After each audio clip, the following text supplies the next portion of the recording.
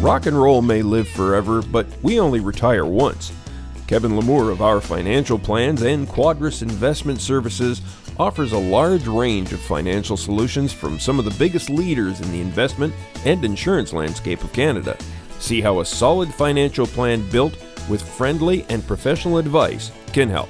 Find out more at ourfinancialplans.ca or give them a call at 705-949-1316.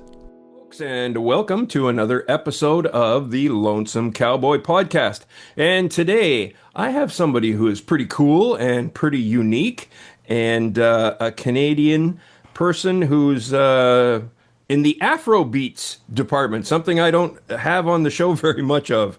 And please welcome Zochi. How are you? Hello, hello, hello. What's happening? All kinds I of am fun doing stuff. good. Excellent. So, Yeah. and I gotta say, Zoshi, you probably guessed what my first thing that caught my eye, and because I've been gotten so many emails from Nigerian princes, I've decided, hey, maybe I can speak to some real Nigerian royalty. And please, you are a Nigerian princess. Yes, yes, I am. I'm actually true to my word, y'all. It's not, this is real life. This is Yeah, real she life. is. Yeah. Yes. My mom's dad, so my grandfather, he is the king of Okrika, which is where I'm from. My maternal home, and he ruled for 33 years, and he also served in the British Army in the 1920s. Wow. So yes, yes. So my mom is a princess and I am a princess. Yeah. Outstanding. Excellent. So, what brought you all the way from Nigeria to Saskatchewan? School, actually, I after high school I wanted to pursue my college education outside Mm-hmm. of Nigeria. We have better schools here in Canada, so that's what brought me all the way here. Right. And music is what's keeping me here. And you Excellent. know the laws, it not being illegal to live in my truth. I would probably be arrested if I go back to Nigeria and doing all this and just living for me. So Yeah. can't do that. Can't do that. I understand. So you're the only one of your family that's in Canada right now? No, my siblings are actually here with me. My Oh, parents cool. are not, but my Hmm. siblings are. So they're also like a huge part of my support system. So we Excellent. all came for school, same reason. Yeah. Good stuff. Excellent. And I hope your folks are okay back in the mother country. They're doing all right, for the most part. I think they're very much embedded in the culture. Hmm. That's all they know. So yeah, they're doing pretty good. I speak to them from time to time, and I know they're doing all right. Dig it. Totally. That's awesome. Um, I don't know how old you were when you came to Canada, but was there any kind of culture shock when you came to to a place, especially like Saskatchewan, big wide open and stuff? Of course, Nigeria has a lot of, plain and savanna also too, but Yeah, the any weather. kind of a culture shock? Yes, the weather for one. Oh yeah. Just how I don't know. It's a lot more spacious here. By spacious, I mean not Oh, really? having too many crowded places, especially in Regina. Interesting. Um, in Nigeria, it's like 200 million people, and so every state, especially a state I was in, well, one of the big three states, you have a ton of people, and it was also just it's so funny to say it now, but I can't believe my culture shock was people actually obeying the law. Like that is that is actually, yeah, it's actually kind of crazy saying it out loud. But yeah, it's like having to see people stop at the traffic lights actually. It's like, oh wow, yeah, you're supposed to stop when it says red and not just do whatever you want. So yeah, I came from a very different, it's a very, very much of a different vibe and different energy, different people. Yeah, right on. So yeah. How was your first Canadian winter? Oh my, I actually came we were going into the winter at the time. It was in September, so Yeah. it was terrible. It was terrible. Yeah, I did not enjoy that at all. I think I was depressed the entire winter season. Oh Yeah. my.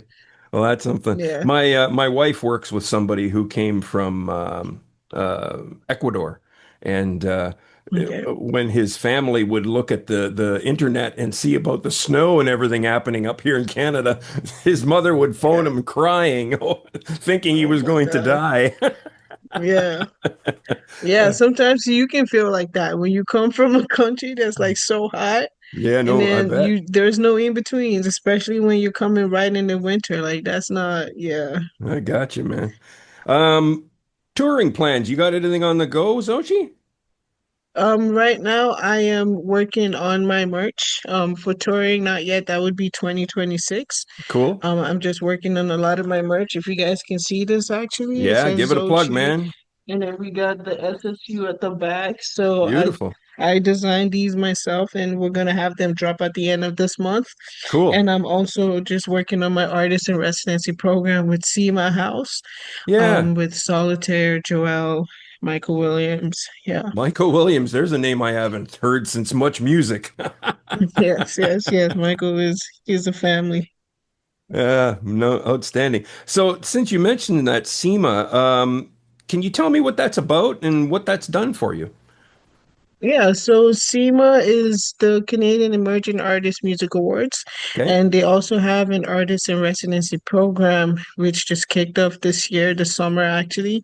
So I am the first recipient of that. And what SEMA does is they help artists, build their careers and go through an artist development plan for like a year, and then they help you to settle in the industry.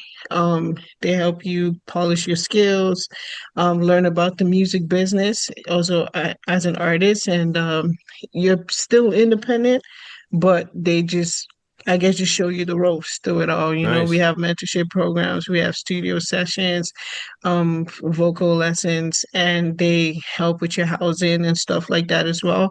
Help you to apply for grants and all that good stuff. Yeah. Mm-hmm. Yeah. The shows you how to do the struggle to be a musician right properly, doesn't it? Right, exactly. So it's just having like a team of people that work with you while you're still pulling on the independent artist ropes. Yeah. Mm-hmm. So, this program is about DIY artists, and you're starting to get a little better in that DIY department because you got some help. But prior to that, you didn't have any of that stuff. So, what kind of a advice can you give to those emerging artists if they don't have something like you have working behind you? I would say plug into your local music scene, especially like your local music organization. That's how I started. I was connected with Sask Music, so Saskatchewan Music is the name of the organization, the music organization that governs a lot of our music stuff. Mm-hmm. And through that program, through that organization, I was able to tap into their free mentorship sessions. And that's how I got connected with people in the industry because they hire mentors from all over Canada Mm-hmm. with substantial credentials, obviously. So I would say just plug into your local music scene.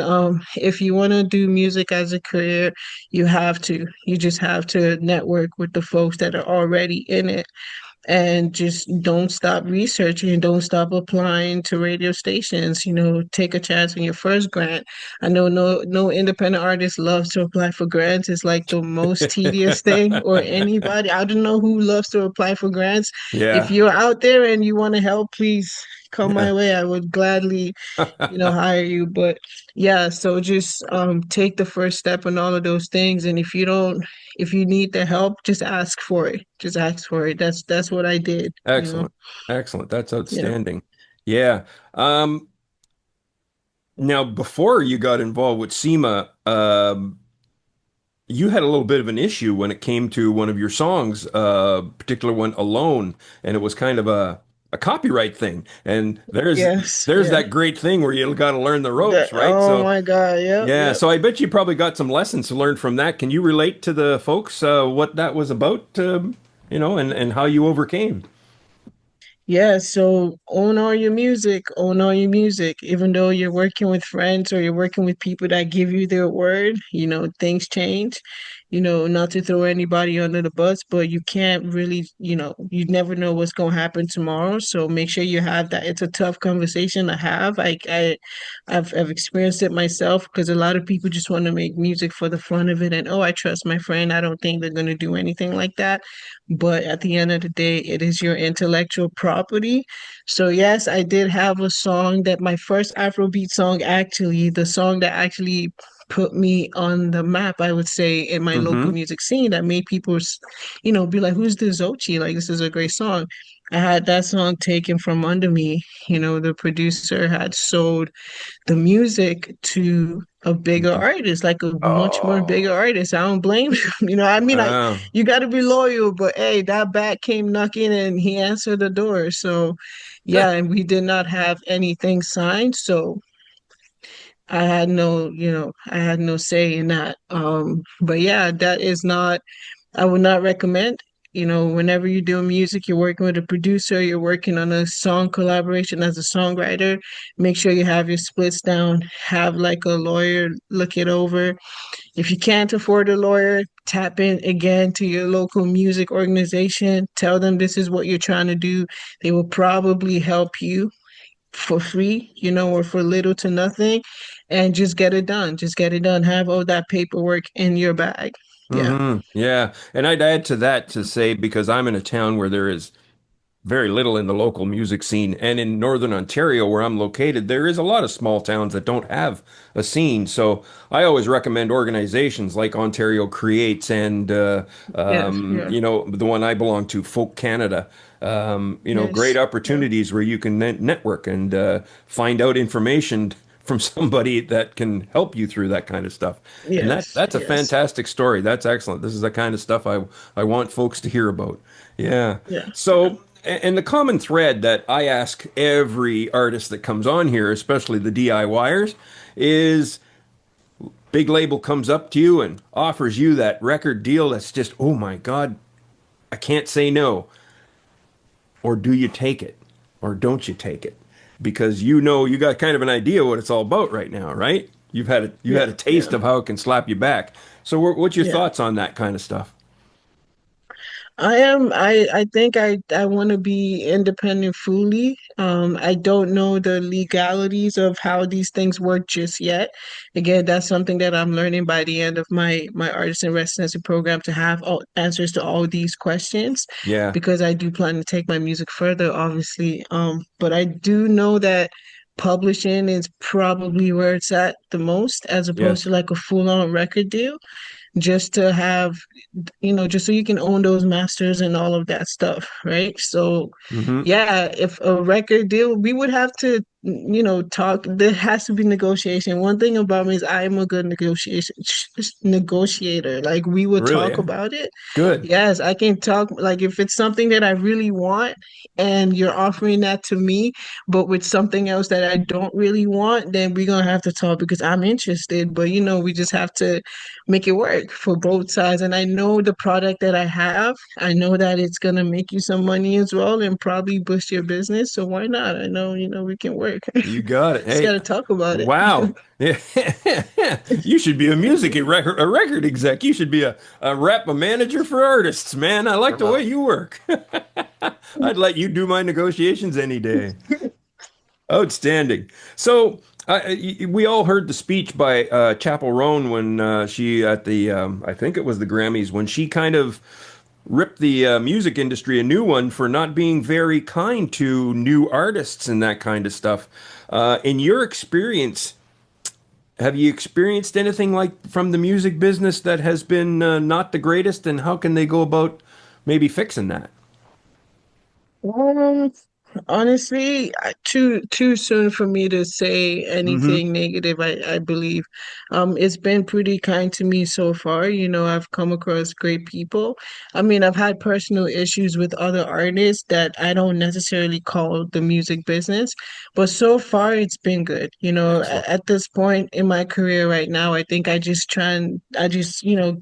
stepped into a new phase where I moved to Toronto. I got into this program, and that's all because of music business executives. So right now I'm doing good. Maybe if we ever get on the negotiation table, maybe see if there's any bad things that come out. Right on. But right now I'm doing all right. I'm doing all right in the business. Yeah. Good, good for you. Outstanding. Um, with the way the world is today, and I know, and I get this from your bio because I thought it was uh, excellent the way you really leaned on it. So the way the world is today, do you believe love can save the world? Like really, it's an ugly place out there. How can you love people that don't want to be loved, you know? Yeah, I know. I know. I know. I believe that it can, but I do believe it's going to take some sacrifices as well. Anything that has the potential to be great, there has to be a sacrifice made. And I think that sacrifice has to start with self, where we have to sacrifice a lot of our self-interest for the good of the other people, right? Not to get into religion because I'm not a religious person, but I think Hmm. love already saved every single one of us.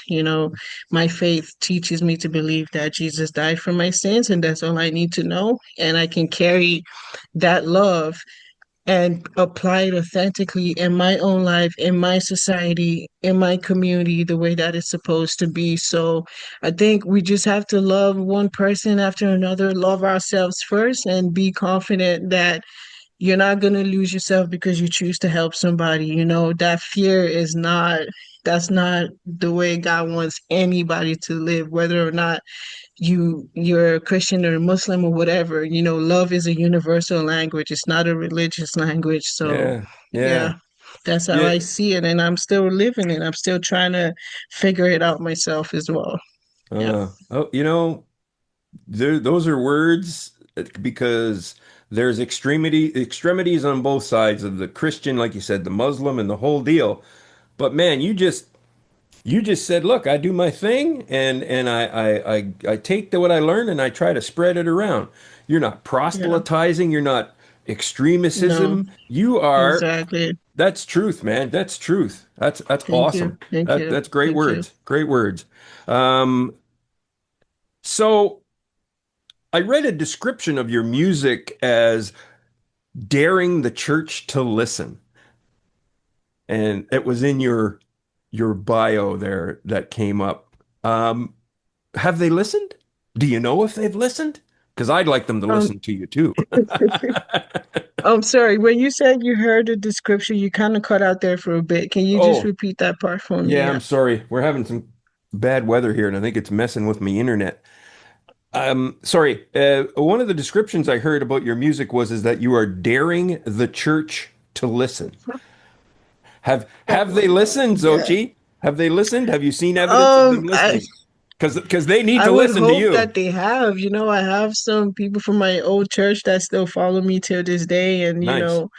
keep up with my stuff. And I know before I left the church, which is a very personal story of mine, obviously didn't leave faith. It's just Hmm. I left the church for reasons that did not align with my mission and my journey. I know that I was heavy on the same things that I am right now with that acceptance and that love and, and all of that. But I guess I hope they do because we need the church, or at least the people that claim the same faith that I claim. We all need to be on the same page. Otherwise, like Mm. we're divided. And if we're not on the same page, then that's fine because then I'll always find somebody that's on the same page with me and still in the faith. Hmm. But at the end of the day, I just they follow me on Instagram to be literal. They do follow me on Instagram and Facebook, and they keep up with my stuff. So maybe they have. I don't know. Good. Excellent. Well, I will say something, and it touched me because you said, um, that there's, and this is my old man brain, which is turning to cheese as we speak. Um, I'm trying to. You said that it was. You know what? I'm going to come back because I'm trying to formulate that on the spot question, and I again Okay, can't get you it got it. You properly. got Yeah, it. sorry about that. Yeah, Um, it's okay. Now your single "Beside Me." Yeah. And that was the one where you were saying that where I read that was in conjunction with the churches listening. It does state your stance, which is really good. Anybody ever push back on something like that? Oh, yes, Really, yes. eh? Even close to home, like family, I'd say my siblings being my biggest support because they love me regardless, they've accepted me. But Yes. even in my family, there are people that still don't think that I'm headed down the right path. Um, and I think at this point in my life, and just looking back at the last year and all the things that I've accomplished, I asked myself, like, if God really was against this, do you think He would give you all these great people, these great platforms? Even me being, this is my first podcast, by the way, Oh, I've really? ever done. Yes, Well, I'm yes. I'm And honored I, and thank you. I am honored too. Thank you. And I think that God blesses all of this stuff. That's what I choose to believe. And He's given you a platform and given me a platform to be able to share this love. So I say thank you for helping me spread the message as well. Hmm. So I have gotten pushback from a lot of people. Even here in Canada, like wherever, I don't think it will ever end. But at the end of the day, I look past all of that because there's souls waiting on the other end. Like there's a lot of there's people waiting on the other end. Like, and if God is saying yes to me, it doesn't matter who's saying no to me. So that's just how I live. Yeah. That's outstanding. I kind of came together with that question I was putting together. You mentioned something that kind of touched me. You said sacrifice. We all have to sacrifice. And I Yeah. have said that over and over and over again that this world has Nice. switched tracks, and the tracks that they're on right now is heading straight somewhere that ain't good. Yeah. Because I've always said everything that's going wrong in the world is because everybody says I'm not sacrificing. It's about Mm-hmm. me. It's about Mm-hmm. me. I want me. Yes. Yes. Yeah, and there's less about, guess what, folks? At this time in our world, we have to pull back a little bit, you know? We can't be Yeah. that big force that's always out there in front of people's faces because it's like, you know, take it easy. Yeah. Yeah, exactly, exactly. That's what it is. The whole concept of loving yourself and loving your neighbor is I treat that as a human being, like you can tell if you're good and if you're not good, right? Hmm. So assuming that you're good, you can't really tell if your neighbor is good. So put that aside because you know you're good. You know you're good. Now go over there and check on that person and know that they're good too, right? And when you do that, you build that's an energy that transfers. That's a character that transfers and everybody shows up or you inspire the next person and next thing you know we're changing the world in the wild. I know it's such a wild thing to think of, but it is possible. I know it is possible, and that sacrifice has to start with self. Like there's no other way. There's no other way. And there's no point of being selfish because you know who you are. Just step outside yourself for a bit and go help the other person. And you Hmm. might just learn some things about you too while doing that. You might just come across a new side of you that you've never seen. Yeah. Wow. No kidding. Um, Thank you for that. That's incredible, man. Thank you. Thank you. People need to Thank hear you. that. People need to hear those words. That's exactly what it's boiled down to. Outstanding. Exactly. Well, look, Thank on a lighter you. note, I always have to ask this question because I'm sure your folks are probably very traditional, somewhat. And when you told them, okay, you did go to university, and I'm sure they're very happy that you have a degree and the whole deal. But when you said to them, Mom, Dad, I'm going to go be a full-time musician, what was the response? Oh my God. My dad, he's always supporting my music, but he's always let me know, hey man, I love your songs. I love the music that you make my daughter, but I need you to know that it's not gonna make you no money. And I'm all about the about the money. He's Yeah, always said that. yeah, Always yeah, said that. yeah. Oh my God. So, but now he's much more accepting of the fact that this can actually, it has the potential to be financially stable, if that's where we end up, which is Uh-huh. my goal, right? Yeah. But he's only accepted that because he's seen the big move. right? Me moving Sure. to Toronto, and he knows how expensive it is out here and all that. And so Mm-hmm. he's like, okay, I will trust it. If people are trusting you and giving you these opportunities to make such a big jump in your career, then maybe it is going to lead somewhere. So let's just watch. And but yeah, that is the story of my life. A lot of my folks, they don't. And back home in Nigeria, you're a musician. It's like a normal thing. And the African person be like, "Yeah, you don't have a future. You don't have a future.